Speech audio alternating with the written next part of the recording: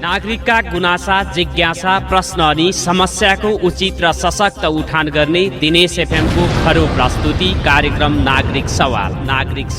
हार्दिक नमस्कार एवं स्वागत छ आदरणीय श्रोता। नागरिक सवालमा म नारायण औषधि प्रविधि संयोजनमा साथ दिँदै हुनुहुन्छ आरडीजी र छोटोजीले। नागरिक सवाल बिहान 7:30 देखि 8:30सम्म दिनेश एफएम 93.8 मेगाहर्ज, दिनेश खबरको फेसबुक पेजमा, मोबाइल एप्लिकेसन र अनलाइनबाट पनि यहाँहरूले सुन्दै आइराख्नु भएको छ र पल पलको अपडेटका लागि दिनेश खबर यहाँहरूले हेर्न सक्नुहुनेछ भनेर मैले अनुरोध गरेँ।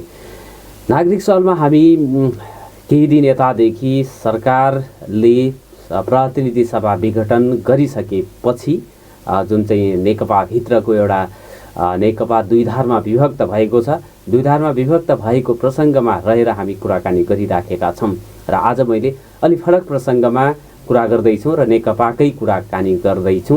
अब चाहिँ नेपाल कम्युनिस्ट पार्टी नेकपा दुई धारमा विभक्त भइसकेपछि पार्टीको आधिकारिकता निर्वाचन आयोगबाट कसले पाउला भन्ने कुरालाई पनि चासोका साथ हेरिएको छ।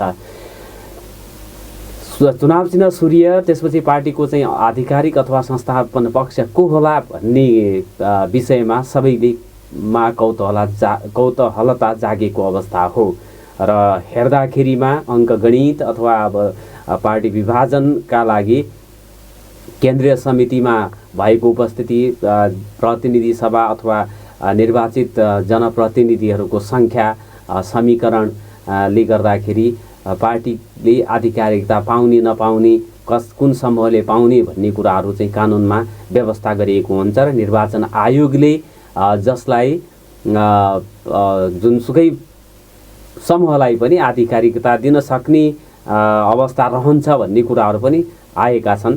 तर कानुनमै के छ त व्यवस्था? निर्वाचन दल सम्बन्धी कानुन, जुन नेपाल सरकारको राजनीतिक दल सम्बन्धी कानुन मा के कुरा उल्लेख गरेको छ र राजनीतिक दल सम्बन्धी कानुनलाई नै टेकेर निर्वाचन आयोगले निर्णय गर्नेछ र यो निर्णय पनि एकदमै पेचिलो र प्रतीक्षारत चाहिँ हुनेछ। जसरी सर्वोच्च अदालतबाट प्रतिनिधि सभाको विघटनलाई सदर गर्ने अथवा बदर गर्ने भन्ने कुन फैसला आउँछ भनेर एकदमै प्रतीक्षाका साथ हेरिए जस्तै निर्वाचन आयोगले पनि ओलीसम्म अथवा दाहाल नेपालसम्म कसलाई चाहिँ आधिकारिकता देला, चुनाव चिन्ह सूर्यसँग दुवै पक्षको सम्मान रहेको अवस्था हो र त्यो मतदाताका बिचमा पनि एकदमै परिचित चुनाव चिन्ह हो सूर्य। त्यसैका लागि पनि अब तछाड मछाड अथवा लुछाचुडी हिँड्ने स्थिति चाहिँ आएको छ र त्यसपछि आधिकारिक पार्टीको चाहिँ कुन आधिकारिक पक्ष हो भन्ने कुराको निर्क्योल गर्नको लागि पनि निर्वाचन आयोगको निर्णयलाई पर्खनुपर्ने अवस्था छ र दुवै पक्षबाट आफू चाहिँ आधिकारिक भएका दाबीहरू पेश गरिसकेका अवस्था छन्। त्यसका लागि त्यो सँगसँगै अब राजनीतिक प्रतिरोध विरोधका कार्यक्रमहरू पनि दाहाल नेपाल पक्षले देशभरि नै प्रतिनिधि सभा विघटनको विपक्षमा चाहिँ आन्दोलन गर्ने घोषणा गरिसकेको अवस्था छ भने ओली समूहले पनि राजनीतिक प्रशिक्षण र प्रतिरोधलाई अगाडि बढाएको छ। दुवै पक्ष आक्रामक भएर अगाडि बढेका छन् र सर्वोच्च अदालत त्यसपछि निर्वाचन आयोगले गर्ने निर्णयले कसको पल्ला भारी हुन्छ भन्ने कुरा पनि प्रतीक्षाको क्षण छ सबैका लागि। हामीसँग यही विषयमा कुराकानी गर्नको लागि अधिवक्ता सुधा धिताल टेलिफोनमा जोडिनु भएको छ। म उहाँलाई स्वागत गर्छु। वकिल साहब, यहाँलाई नागरिक सवालमा हार्दिक स्वागत छ। नमस्कार। नमस्कार, धन्यवाद। हजुर, आराम हुनुहुन्छ? हजुर, ठिकै छ। अब म्याम, यो चाहिँ अब हुन त यो कानुनमा के कस्तो व्यवस्था छ, दल सम्बन्धी जुन राजनीतिक दल सम्बन्धी कानुन छ, ऐन छ, यसमा राखिएको प्रावधानले अब चाहिँ नेकपाको जुन दुईटा धारमा विभक्त भएको छ, ओली समूह एकातिर छ भने दाहाल नेपाल समूह भनेर दुईटा समूह मा विभक्त भएको छ नेकपा र प्रतिनिधि सभाको विघटन हुन्छ हुँदैन अब सर्वोच्च अदालतले के गर्छ भन्ने कुरा पनि चासोका साथ हेरिएको विषय हो। त्यो सँगसँगै दलको अब चाहिँ आधिकारिकता, चुनाव चिन्ह, त्यसपछि आधिकारिक चाहिँ संस्थापन पक्ष को होला भन्ने कुरा पनि कौतूहलताका साथ प्रतीक्षा गरिएको चाहिँ क्षण हो नागरिकहरूका लागि। र यो अवस्थामा तपाईँ एउटा चाहिँ कानुनको विद्यार्थी भएको नाताले राजनीतिक दल सम्बन्धी कानुनमा के कुराहरू उल्लेख छ, अब चाहिँ कुन समूहले चाहिँ पाउला भन्ने यहाँलाई लाग्छ र विगतका चाहिँ अभ्यासहरूले पनि निर्वाचन आयोगले नै कुन किसिमले चाहिँ निर्णय दिने चाहिँ नजिर बसालेको छ, त्यो विषयमा चाहिँ मैले यहाँसँग चाहिँ संवाद गर्नुपर्नेछ। सुरुमै अहिलेको सिनेरियो ताजा चाहिँ यो परिदृश्यलाई हेर्दाखेरि नेकपाभित्र कस्तो परिदृश्य चाहिँ देखिएको छ?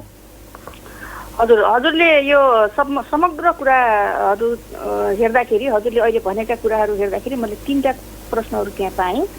एउटा चाहिँ संसद विघटनको कुरा, एउटा नेकपा विवादको यो नाम र चुनाव चिन्हको कुरा, र अब के होला, अब कसले चाहिँ यी दुईटा पार्टीहरू एउटै पार्टी भए पनि नेकपामा चाहिँ प्रचण्ड माधव समूह र ओली समूह भनेर यी दुई समूह मध्ये कसले चाहिँ कसलाई आधिकारिकता देला भने यी 3टा प्रश्न समग्र यो तपाईको यो क्वेसनहरूबाट चाहिँ यो 3टा क्वेसनहरू यहाँ उपस्थित भएको छ।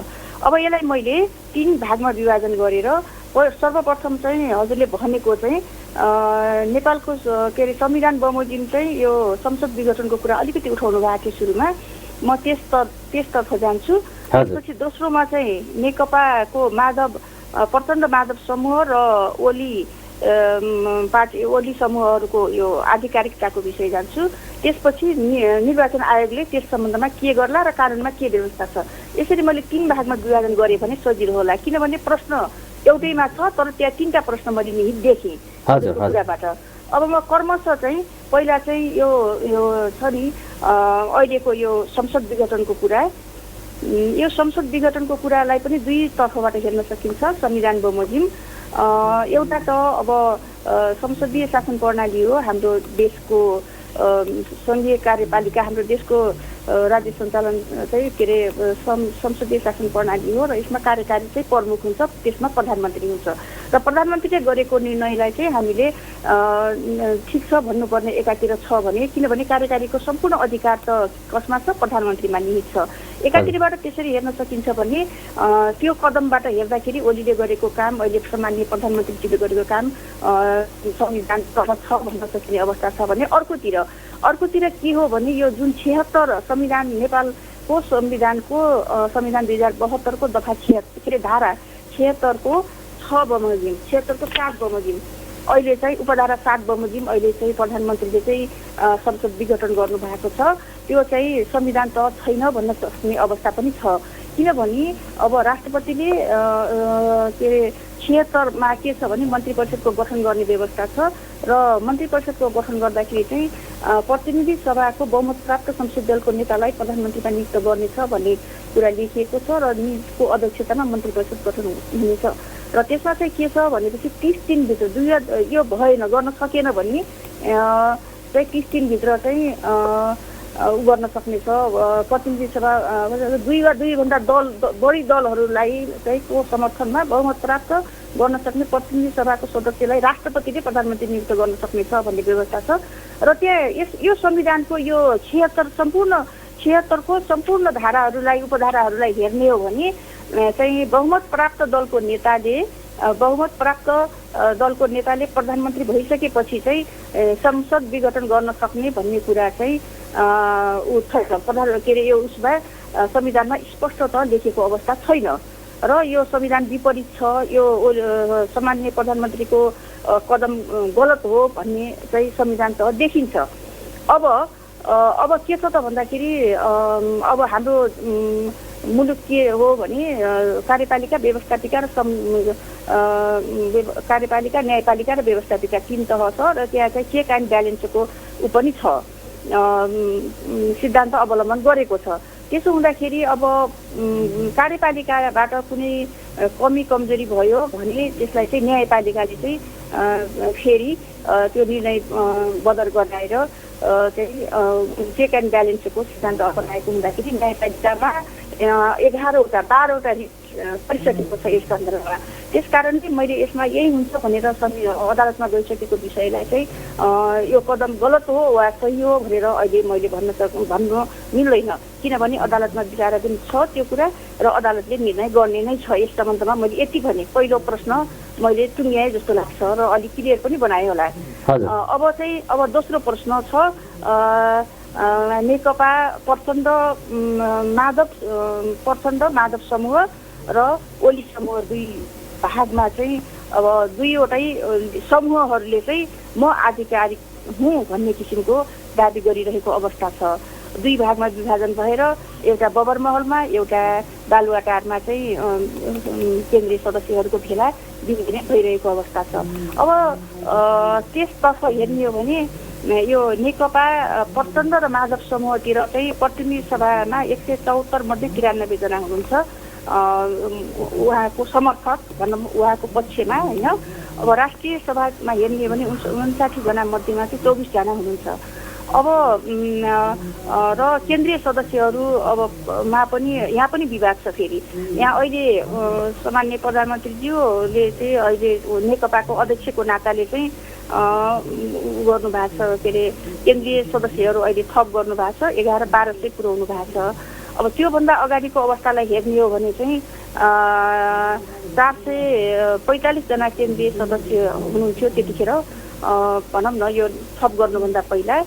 र त्यतिखेर चाहिँ 445 केन्द्रीय सदस्य मध्ये 315 जना चाहिँ नेकपा प्रचण्ड माधव समूहले आफूतिर भएको दाबी गरिराख्नु भएको छ। र दाबी मात्रै होइन, उहाँहरूले चाहिँ निर्वाचन आयोगमा चाहिँ मेरो आफ्नो पक्षमा रहेकोले यति 315 जना चाहिँ सदस्य सबै भने मैले अघि प्रतिनिधि सभा सदस्यहरू यति 93 जना, राष्ट्रिय सभाका सदस्यहरू 24 जना र केन्द्रीय सदस्यहरू चाहिँ 315 जना आफ्नो पक्षमा रहेकोले नेकपा पार्टीको चुनाव चिन्ह र नाम चाहिँ मेरै हुनुपर्छ भनेर चाहिँ हाम्रो हुनुपर्छ भनेर उहाँले चाहिँ निर्वाचन आयोगमा दाबी दर्ता गराउनु भएको छ।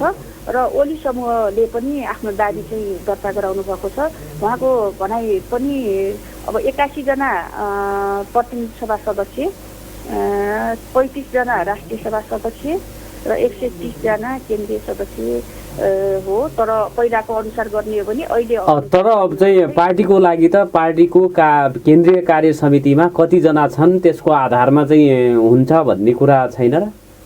हुन्छ भन्ने कुरा छ। र त्यही भएर मैले केन्द्रीय कार्य समिति केन्द्रीय सदस्यहरू चाहिँ अहिले चाहिँ 1100-1200 पुगिसकेको अवस्था हुँदाखेरि चाहिँ अस्ति थप गरेको अनुसार उहाँहरूको पक्षमा चाहिँ केन्द्रीय सदस्यहरू धेरै भएको अवस्था छ। सो आधारमा सुरुमा प्रचण्ड माधव नेपाल पक्षमा केन्द्रीय समितिका सदस्यहरूको संख्या बढी भए पनि त्यसपछि जुन चाहिँ पार्टीको मा 1179 जना केन्द्रीय सदस्य थपिँदाखेरि त अब चाहिँ आफूलाई सहज हुने किसिमले चाहिँ ओली पक्षले चाहिँ त्यो गरेको हुनुपर्छ नि। त्यो स्थितिमा अब वैधानिकता चाहिँ त्यो कसले पाउने भन्ने कुरा पनि अलि जटिल भएन? एकदमै अहिले निर्वाचन आयोग समक्ष चाहिँ एकदमै अप्ठ्यारो स्थितिमा छ, क्रिटिकल अवस्थामा छ। यो दुईटाको दाबी परिरहँदाखेरि उसले चाहिँ यो समाधान कसरी गर्ने भन्ने अब एनमा पनि केही व्यवस्थाहरू चाहिँ तोकिदिएको छ।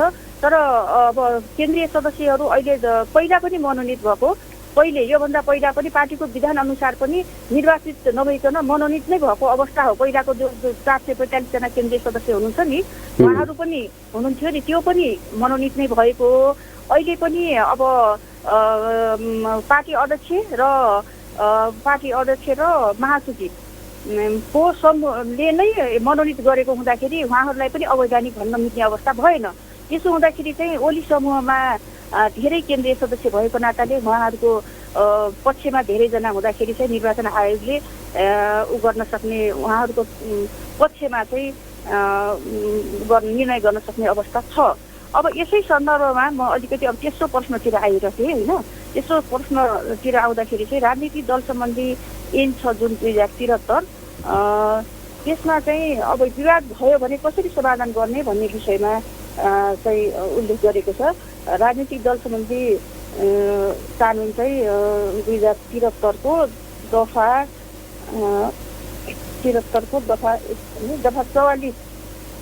44मा चाहिँ परिच्छेद 9 दफा 43मा यसको व्यवस्था छ। दलको मान्यता सम्बन्धी विवाद भयो भने कसरी निरूपण गर्ने भन्ने सन्दर्भमा म कसरी गर्ला त अब भन्ने सन्दर्भमा चाहिँ 2 वा 2 भन्दा बढी दलबीच एक विवाद भयो। त्यो विवाद त के सम्बन्धमा भयो भने दलको छाप सम्बन्धमा, विधान सम्बन्धमा, धन्दा सम्बन्धमा अथवा दलका पदाधिकारी केन्द्रीय समिति सम्बन्धीमा चाहिँ विवाद भयो भने चाहिँ त्यसको निरूपण गर्नलाई कार्यविधि चाहिँ 44 मा व्यवस्था गरिएको छ।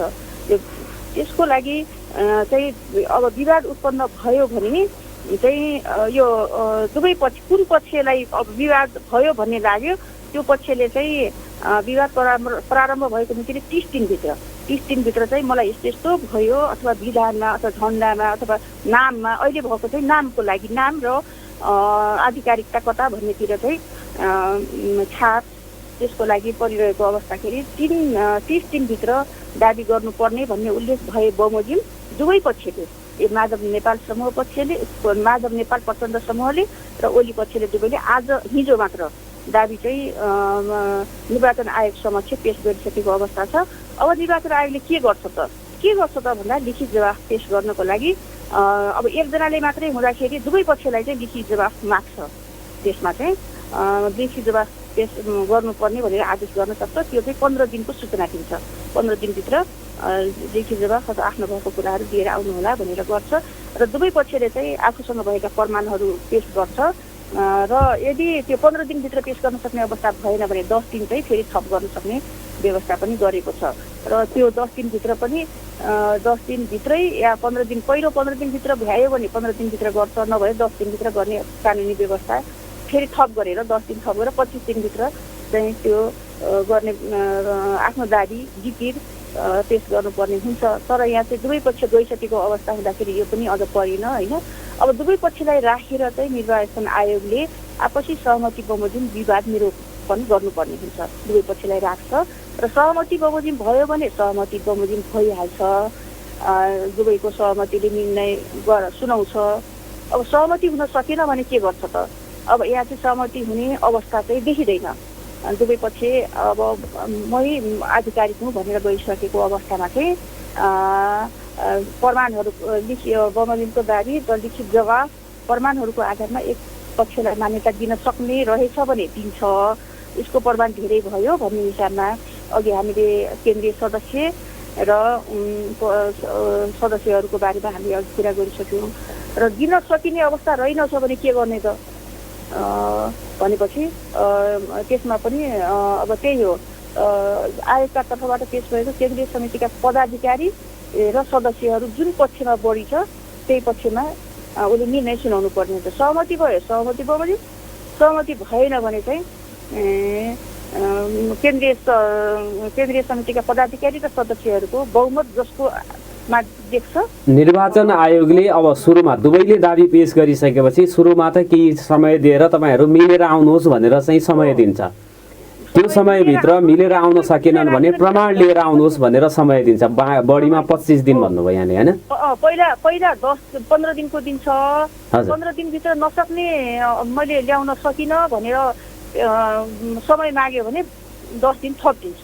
थप गरिदिन्छ र कुनै एउटा पक्षले अझ समय चाहियो भनेर माग गर्यो भने दिन्छ 10 दिन दिन्छ। त्योभन्दा बढी दिँदैन। फेरि समय गरेर 25 दिन भनेपछि 25 आगामी 25 दिनभित्र यो विवादको निरूपण हुन सकिने अवस्था रह्यो। हजुर हजुर। अब यहाँनिर पनि जस्तो कि अब विगतको चाहिँ कुराहरू हेर्ने हो भने नेपाली काङ्ग्रेस र काङ्ग्रेस छोड्दाखेरि नेपाली काङ्ग्रेस र नेपाली काङ्ग्रेस प्रजातान्त्रिक हुँदाखेरि पार्टी सभापति र महामन्त्री जुन पक्षमा थिए उहाँले नै आधिकारिकता प्राप्त गरेको थियो, चुनाव चिन्ह झन्डा सबै कुराहरू। र नेकपा एमाले पनि फोड्दाखेरि माले र एमाले हुँदाखेरि पनि अध्यक्ष र चाहिँ के अरे चाहिँ महासचिव जुन पक्षमा थिए आधिकारिकता त्यही पक्षले पाएको थियो। अब अहिलेको सन्दर्भमा अध्यक्ष र चाहिँ महासचिव जुन ठाउँमा र माइन्युट पनि जहाँ छ आधिकारिक माइन्युटमा निर्णय गरेको पो आधिकारिक होला नि? हो एकदमै एकदमै। त्यो भनेपछि त ओली पक्षले चाहिँ आधिकारिकता पाउने सम्भावना प्रबल देखिएन? एकदमै। अहिले के छ भने ओली पक्षसँग महासचिव पनि विष्णु पौडेल पनि अब उही हुनुभयो होइन, ओली पक्षमै हुनुभयो। अध्यक्ष पनि अब आधिकारिक अध्यक्ष उहाँ नै हो। अब उहाँ भन्नाले अब दुवैजना हो, तर उहाँ मेन पहिलो अध्यक्ष र दोस्रो अध्यक्ष भनेपछि त पहिलो अध्यक्ष त ओली नै हुन्। पहिलो अध्यक्ष उहाँ भयो, त्यस कारणले अब आधिकारिकता त उहाँले नै पाउने हुन्छ। अब केन्द्रीय सदस्यहरू पनि पहिला पनि मनोनित भएको, पहिला निर्वाचित मात्र भएको भए अहिलेको मनोनितले के गर्ने भन्ने कुरा आउँथ्यो होइन। अहिले पनि मनोनित, पहिला पनि मनोनित र अध्यक्ष र महासचिव पनि उतै ओली पक्षमा हुँदाखेरि चाहिँ उहाँहरूको प्रबल सम्भावना चाहिँ देखिन्छ नै।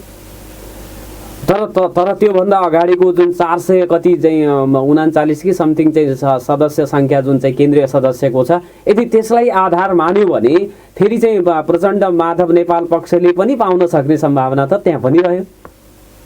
त्यता पनि रह्यो, तर कस्तो छ भने अब अहिले पनि मनोनित, पहिला पनि मनोनित भएको हुँदाखेरि र यता राष्ट्रिय सभा सदस्य चाहिँ 24 जना रहेछ यता चाहिँ होइन। माधव प्रचण्ड समूह चाहिँ 24 जना, यता चाहिँ 35 जना रहेछ। सांसदहरूको सङ्ख्या त अब जस्तो अब प्रधानमन्त्री बनाउने, सरकार बनाउने कुरामा त्यो प्रासङ्गिक होला होइन। अहिलेको निर्वाचन दल सम्बन्धीको कुरा त दलले के अरे निर्वाचन आयोगले दलले त सांसदहरू र दल भन्ने कुरा त फरक होला नि। फरक होला, केन्द्रीय सदस्यको हिसाबले हेर्ने हो भने अनि सचिवालय सदस्यहरू पनि हाम्रो तटस्थ बस्नु भएको छ, रामबहादुर थापा र वामदेव गौतम होइन। अब उहाँहरूको कता हुन्छ अहिलेसम्म त्यति गरिसक्नु भएको छैन। उहाँहरू चाहिँ अझ ओली पक्षतिरै हुँदाखेरि चाहिँ फेरि पनि यता ओली पक्षतिर बढी देखिन्छ। अब मेन चाहिँ उसले अनुमान गरेको कुरा चाहिँ के हो भने यो एनले यहाँ व्यवस्था गरेको कुरा चाहिँ केन्द्रीय सदस्यहरूलाई नै बढी जसकोतिर बढी हुन्छ के भन्यो भने पछिसम्म त्यस्तो समितिका पदाधिकारी र सदस्यहरू, पदाधिकारी पनि भन्यो यहाँनिर पदाधिकारी र सदस्यहरूको बहुमत रहेको छ। त्यस्तो पक्षलाई निर्वाचन सम्पन्न हुनु अघिको दलको हैसियतमा, निर्वाचन सम्पन्न हुन अघि भनेको अहिले विवाद सम्पन्न हुन अघिको दलको सदस्यता दलको मान्यता दिन्छ भन्यो कि अहिले चाहिँ मान्यता दिन्छ। र अर्को पक्ष जुन पक्ष अब दुई पक्ष भइसकेपछि अब नेपाल प्रचण्ड पक्ष पनि भयो, त्यसको लागि चाहिँ छुट्टै राजनीतिक दलको रूपमा मान्यता दिए दर्ता गर्न सक्छ भनेर भन्यो क्या। तर छुट्टै त अब सजिलै पाइहाल्नुहुन्छ। आधिकारिकताको कुरो चाहिँ महत्त्वपूर्ण हुन्छ। आधिकारिकता हुने बित्तिकै पार्टीको चाहिँ चुनाव चिन्ह सबभन्दा महत्त्वपूर्ण कुरा चाहिँ पार्टीको चुनाव चिन्हलाई चाहिँ हेरिन्छ होइन। अब सूर्य चुनाव चिन्ह त गुमाउन कोही पनि नचाहला, त्यो स्थितिमा पेचिलो भन्ने कुरा चाहिँ त्यहीँनिरबाट हुन्छ। अब चाहिँ आधिकारिक माइन्युटको कुराहरूलाई आधिकारिक मान्ने हो भनेपछि त ओली पक्षले सहज रूपमा चाहिँ आधिकारिकता पाउने देखिन्छ। आधिकारिकता पाउने भयो। अब दुईटामा त्यसरी सुनुवाई गर्दा यसको पनि सुनुवाई गर्ने प्रक्रिया पनि छ। अब यो सुनुवाई गर्दाखेरि चाहिँ अब उससँगै के अरे प्रमुख निर्वाचन आयुक्त र आयुक्तहरू 3 जना मध्येमा चाहिँ अब बहुमतको आधारमा निर्णय हुन्छ। यदि 3 जना बस्नु भएको छैन भने अध्यक्ष चाहिँ बस्नै पर्ने भन्ने व्यवस्था छ। र नबसेको काबु बाहिरको परिस्थितिको परेको अवस्थामा चाहिँ अध्यक्ष राय दिँदाखेरि निर्वाचन आयोगका प्रमुख आयुक्तदेखि आयुक्तहरूको चाहिँ मत बहुमतले जसलाई दिन भन्यो त्यसले पाउँछ। हजुर। अनि चित्त नबुझेको अवस्थामा जस्तो निर्णय एउटा पक्षलाई त पक्कै पनि चित्त बुझ्दैन, त्यो स्थितिमा के हुन्छ? यस्तो स्थितिमा यस्तो छ सर, दफा 46 मा राजनीतिक दल सम्बन्धी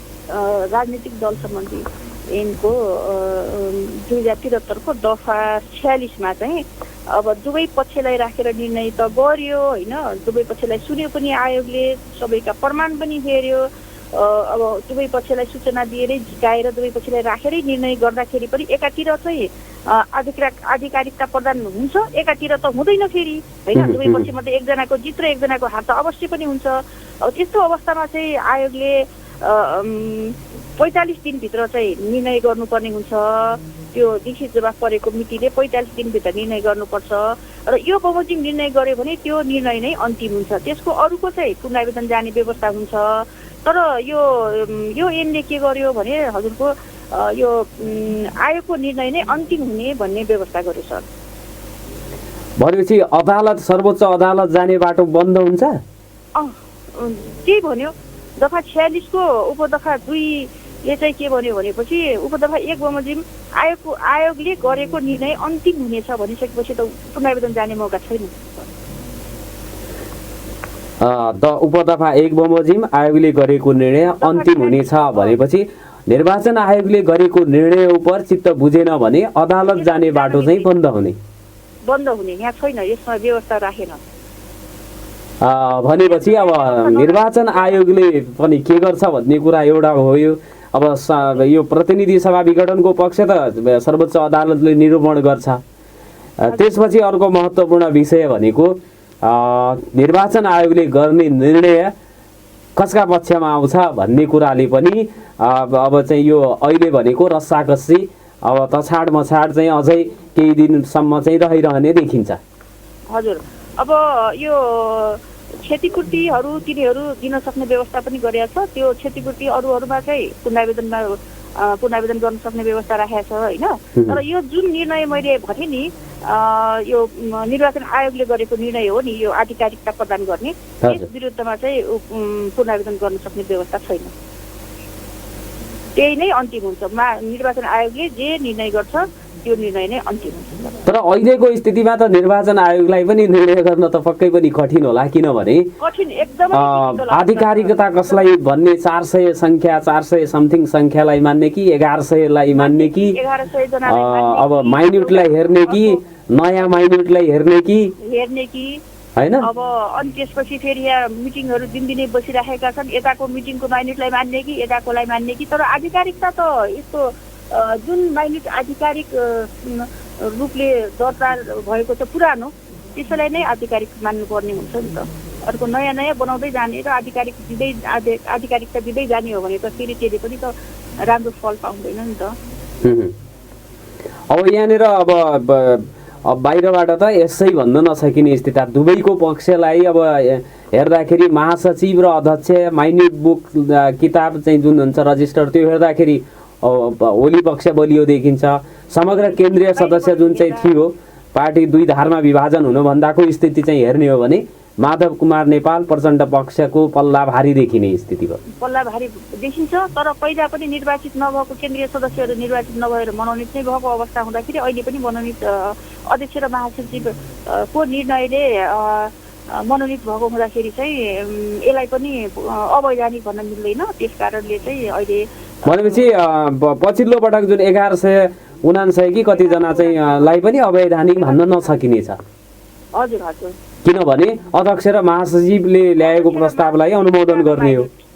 हजुर, भनेपछि यो गाँठो फुक्न 25 दिन कुर्नुपर्ने भयो। 25 दिन कुर्न पर्ने भयो कानुनमा भएको व्यवस्था बमोजिम। अब कानुनले चाहिँ दुई दल यसरी छुटिएर जालान् होइन भनेर अनुमान गरेन, त्यो सम्बन्धी व्यवस्था राखेन।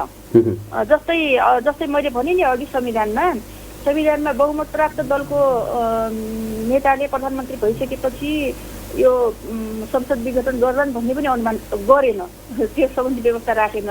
यस्तै यहाँ पनि अब यस्तै दुई पार्टी मिलिसकेपछि फेरि यसरी विभाजित भएर दुई धारमा जालान् भन्ने अनुमान नगरेको कारणले गर्दाखेरि चाहिँ जुन पक्ष जान्छ उसले चाहिँ दाबी राख्न सक्ने र त्यसको लागि चाहिँ अर्को पक्षलाई चाहिँ सूचना दिनको लागि 15 दिनको म्याद प्लस 10 दिनको म्याद गरेर 25 दिनको म्याद थप्नुपर्ने व्यवस्था राख्यो। अब अहिले चाहिँ दुवै पक्ष निर्वाचन आयोग समक्ष गएको अवस्था हुँदाखेरि तपाईँको दुवै पक्षलाई हाम्रो सर्वोच्च अदालतमा पनि त्यही व्यवस्था हुन्छ, जुनसुकै अदालतमा पनि सुनवाई गर्ने सूचना दिने भन्छ के। सूचना दिने त केही दिनको राखेर 15 दिन, अब 10 दिन त थप्नै परेन, त्यही 15 दिनमा सूचना दिएर दुवै पक्षलाई राख्न सक्ने अवस्था चाहिँ हुन्छ। 25 दिनै कुर्नुपर्छ भन्न पनि पर्दैन। हजुर म्याम, समय दिनुभयो संवादको लागि, यसको लागि म हार्दिक धन्यवाद दिन चाहन्छु यहाँलाई।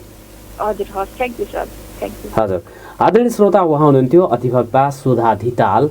निर्वाचन सम्बन्धी ऐनमा दल सम्बन्धी विभाजनको व्यवस्था के छ भनेर हामीले कुराकानी गरेका थियौँ र आधिकारिकता नेकपाको विभाजनपछि कुन पक्षले पाउँछ भन्ने कुरालाई पनि बडो यो चाहिँ प्रतीक्षाका साथ एकदमै चाहिँ यो हेरिएको विषय हो। नागरिक स्तरबाट कुन दलले चाहिँ अब आधिकारिकता पाउला भनेर चाहिँ हेरिराखेको र अब पार्टीका नेता कार्यकर्ताहरूले त यो विषयमा आफ्नो चाहिँ दलिलहरू प्रस्तुत गरिराखेको स्थिति छ।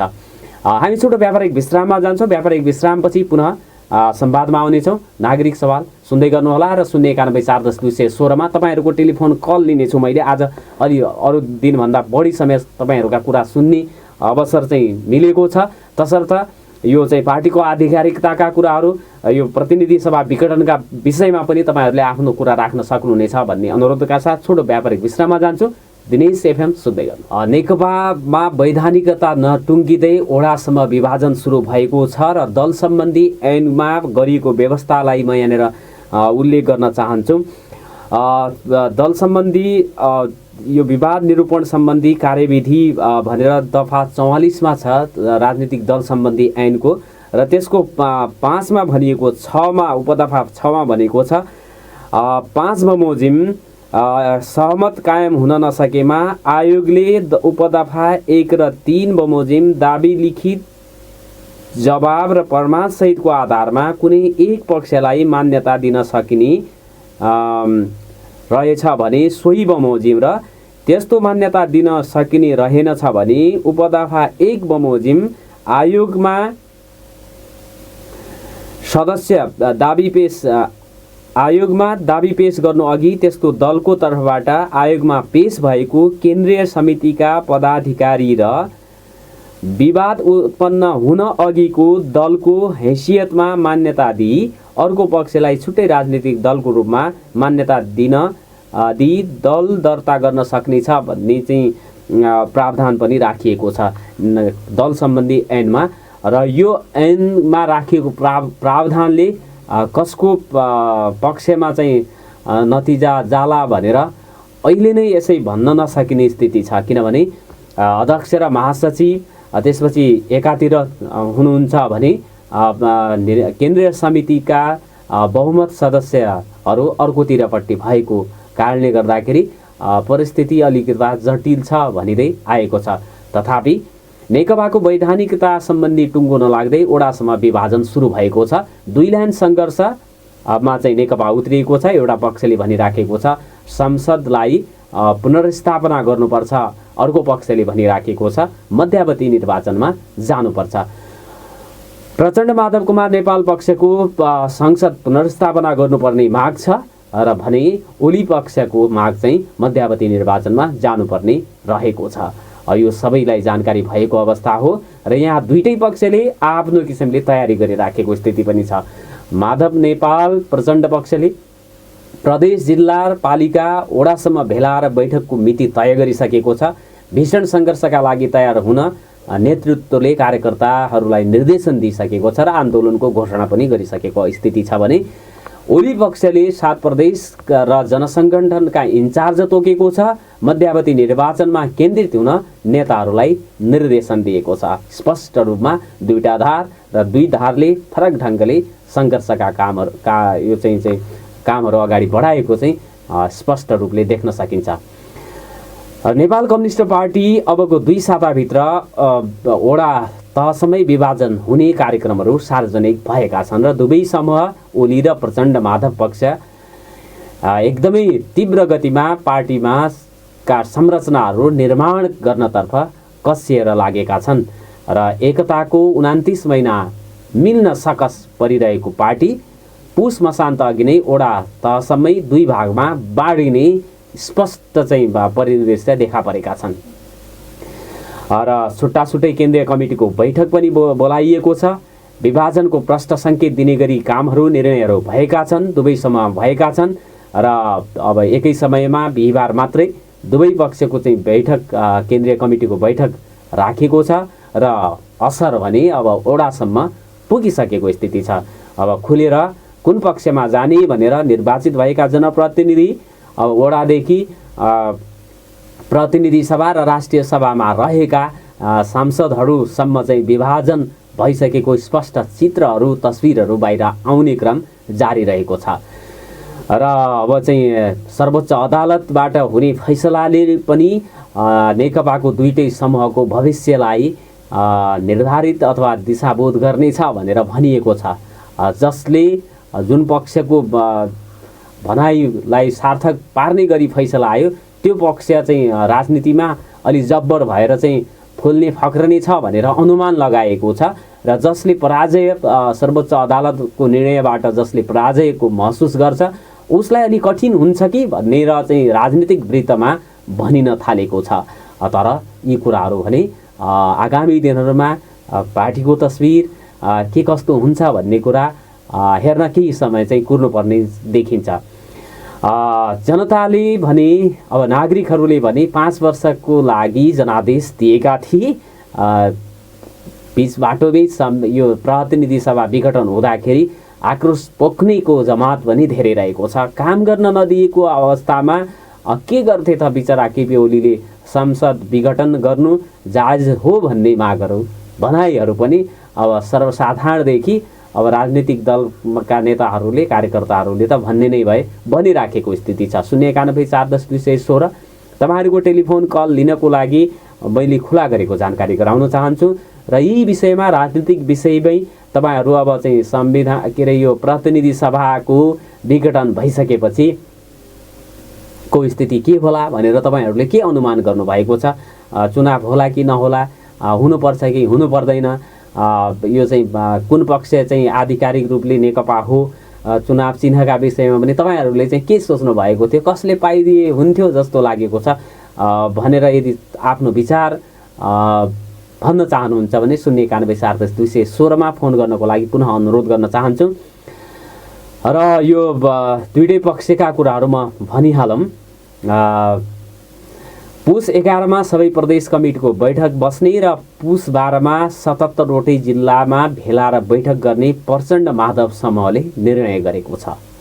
त्यसै गरी पुस 14 राजधानी उपत्यकासहित सबै जिल्लामा प्रदर्शन गरिनेछ र त्यसै दिन जनसङ्गठनहरूको राजधानी उपत्यकामा भेला हुनेछ भने पुस 20 सबै गाउँपालिका नगरपालिकामा बैठक तथा भेला र पुस 25 वडा तहमा पनि भेला हुने भनेर माधव नेपाल प्रचण्ड पक्षले भनेको छ। अर्थात् यो महिनाभित्र पार्टी विभाजनमा माथिदेखि तलसम्मै छुट्टै संरचनाहरू निर्माण हुने लगभग पक्का-पक्की छ र पार्टीका कार्यालयहरूमा कब्जा जमाउनको लागि भइराखेको तछाड मछाड तालाबन्दीका कुराहरू अब चाहिँ एक पक्षले अर्का पक्षका बीचमा लगाउने चर्का नाराबाजीहरू पनि यो महिनाभरि सडकमा जहाँ कहीँ सामाजिक सञ्जालमा पनि देखिने चाहिँ कुरा निश्चित छ। प्रचण्ड माधव समूहले जस्तै ओली समूहले पनि आफ्नो तयारीलाई अगाडि बढाएको छ। उसले पनि तालिकाबद्ध कार्यक्रमहरू तय गरेको छ र 4 दिन यताको गतिविधि हेर्दाखेरि ओली समूहले पनि प्रचण्ड माधव समूहलाई जित्ने गरी गतिविधिहरू र निर्णयहरू गरेको अनुमान सहजै गर्न सकिन्छ।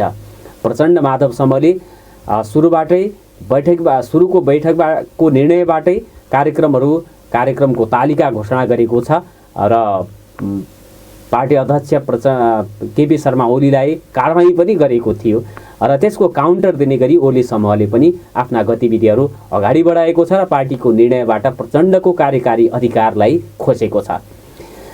राष्ट्रपति विद्यादेवी भण्डारीले पुस 5 संसद विघटनको प्रस्ताव अनुमोदन गरेपछि चुलिएको नेकपा विवाद अब प्रचण्ड माधव र केपी ओली समूहमा विभक्त भएको छ र दुवै समूहले स्थायी कमिटीको बैठक राखेर 3 दिनसम्म हुने कार्यक्रमको तालिका तय गरेका छन् भन्ने समाचारहरू प्रकाशनमा आएका छन्। प्रचण्ड माधव समूहले पुस 6 दिउँसो 1 बजे सांसदहरूको भेला राखेपछि त्यसलाई जित्ने गरी बिहानै 9 बजे नै ओली समूहका सांसदहरू बालुवाटार बोलाइएको थियो र पुस 7 गते दिउँसो 1 बजे प्रचण्ड माधव समूहले केन्द्रीय सदस्यहरूको भेला 2 दिन अगाडि नै तय भएको थियो। पुस 6 दिउँसोसम्म ओली समूहका केन्द्रीय नेताहरूको भेलाबारे थाहा थिएन। एकाएक साँझ जानकारी दिँदै प्रचण्ड माधव समूहलाई उछिन्ने गरी बिहान 9 बजे नै केन्द्रीय सदस्यहरूको सरकारी निवास बालुवाटारमा बोलाइएको थियो र त्यहाँ जम्बो केन्द्रीय समिति गठन गरिएको थियो र एकअर्कालाई कारबाहीको निर्णय पनि ओली समूहले नै अगाडि देखिएको छ। गर्ने कुरामा ओली समूह नै अगाडि देखिएको छ। नारायण काजी श्रेष्ठलाई प्रवक्ताबाट हटाउने निर्णय भएको केही घण्टा पछि प्रचण्ड माधव समूहको बैठकले ओलीलाई अध्यक्षबाट हटाउने निर्णय गरेको थियो।